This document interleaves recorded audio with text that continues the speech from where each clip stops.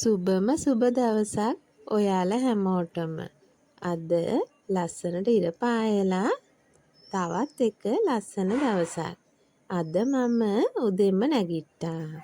මූණකට හොදගෙන පිරිසිදු ඇඳුමක් ඇඳලා මම මුලින්ම හදන්නේ බුදුහාමුදුරන්ට ලස්සන මල් අට්ටියක් හදලා ගිලන්පස එකක් හදලා පැන් එකක් තියලා ඔන්න පහන පත්තු කරගන්න.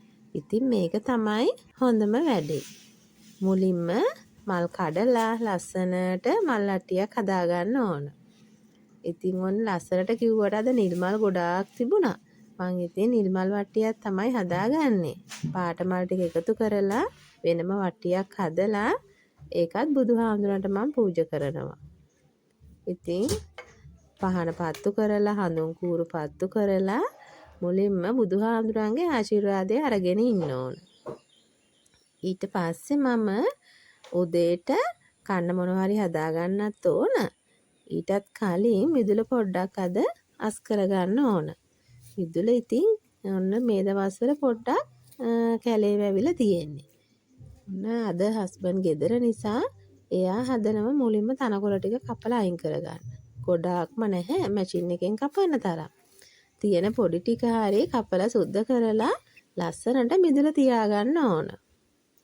ඊට පස්සේ ඔන්න එයා තනකොළ කපලා ඉවරුණාට පස්සේ මම ලස්සනට මිදුල අතු ගාලා දැන් ඔන්න රෙදි ටික දාගන්න ඕන වේලෙන්න.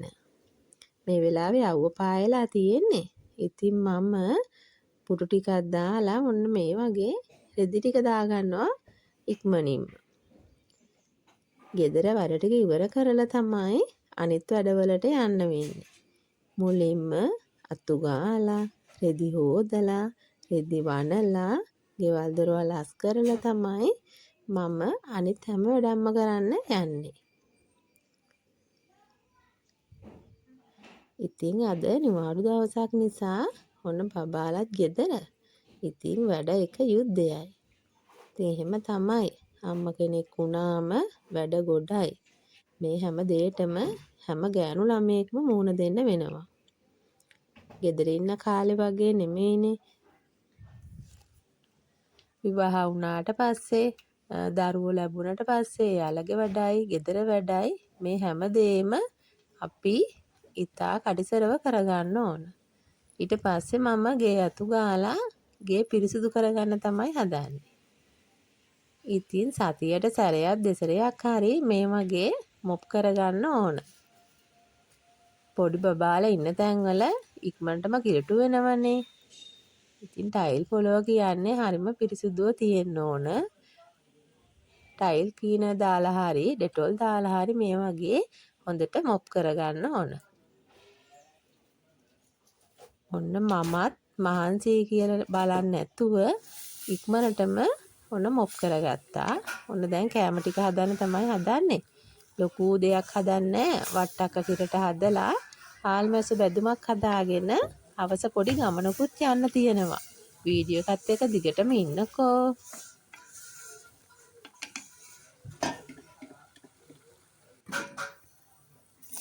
ඉතින් හාල්මැස්සු බැදුම හදනකොට මුලින්ම හාල්මැස්සු ටික බැදුනට පස්සේ ඔයා ඒකට අබ ටිකක් එකතු කරගන්න. එතකොට බැදුම තවත් රසයි. අනිත් දේ තමයි ලුණු දාලා ඉවර වෙලා විනාඩියක් දෙකක් වගේ යද්දී ලුණු ටික තැම්බෙන නොදී අයින් කරගන්න. එතකොට තවත් රසයි. මේ ට්‍රික් එක කරලා බලන්නකෝ.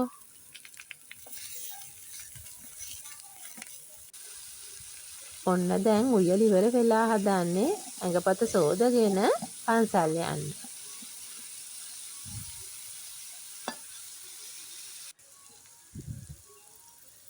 මෙන්න මේ ගානට තැම්බුණාම ඔයා හාල්මැස්සු ටික අයින් කරගන්න. මං හදන්නේ ලස්සන මල් වාස් එකක් හදාගන්න.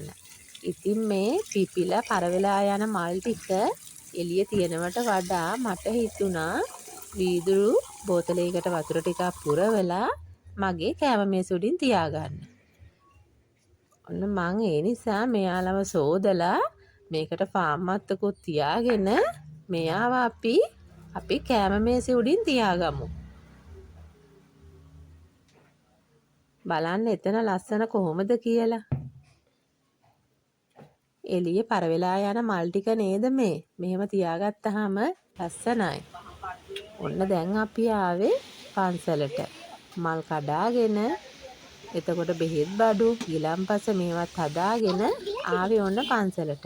මොහොත අයින තමයි මේ පන්සල තියෙන්නේ. හරිම ලස්සනයි. ඉතින් ඇවිල්ලා අපි මල් ටික හරි ගස්සලා බෙහෙත් බඩොත් මේ වගේ හොඳට සෝදලා පිරිසුදු කරලා වට්ටි වලට වෙන වෙනම තියාගන්න ඕන. ඉතින් ඔන්න අපේ දුවයි පුතයි අපේ හස්බන්ඩ්ගේ අම්මයි අක්කයි අපි කට්ටිය එකතු වෙලා තමයි අද පන්සල් ආවේ. ඉතින් ලස්සනට මල් වටි ටික මුලින්ම හදාගන්න ඕන. ඉතින් ගෙදර දරුවොත් එකතු කරගෙන සතියට එක දවසක් හරි මේ වගේ පන්සලකට යන්න තියෙනම් කොච්චර ෂෝක්ද. බෝධිය ළඟ වාඩි වෙලා ගොඩාක් වෙලා ඉන්න තියෙනවා නම් හරියට හිත නිවෙනවා. හරි නිස්කලංකයි.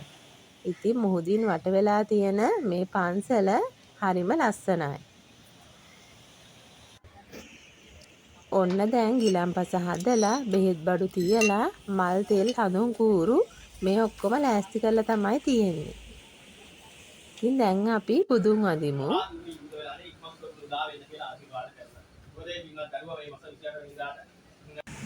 එහෙනම් තවත් ලස්සන වීඩියෝ එකකින් හම්බ වෙමු. ඔයාලට සුබ දවසක්.